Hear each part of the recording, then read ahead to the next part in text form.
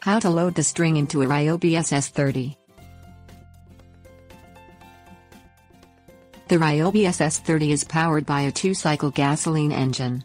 The SS30 uses small diameter nylon trimmer string suited for cutting grass and weeds in areas around a lawn or landscape. The nylon trimmer string becomes worn and frayed over time with normal use. Replacing the string involves removing the line spool from the trimmer head so that you can install new string. Things you'll need: 0.095-inch diameter trimmer string, scissors.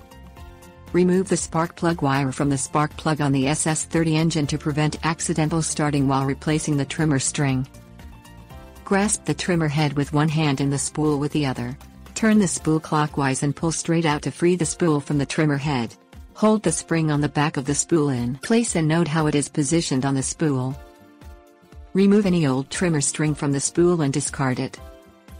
Cut 2 9-foot lengths of 0.095-inch diameter trimmer string from a filler spool with scissors. Insert the end of 1 9-foot length of string into the retaining hole in the upper part of the spool. Wrap the string counterclockwise until 6 inches of string extends from the spool. Secure the string in the retaining clip on the side of the spool. Install the second 9-foot length of string on the lower half of the spool. Insert the end of a line into the retaining hole and wrap counterclockwise around the spool. Secure the last 6 inches in the clip on the side of the spool. Position the spring on the back of the spool and feed the extending ends of the trimmer line through the holes in the trimmer head. Insert the spool into the trimmer head and turn to the left to secure. Pull the ends of both lines at the same time to free them from the clips in preparation for use. Reconnect the spark plug wire to the spark plug for use.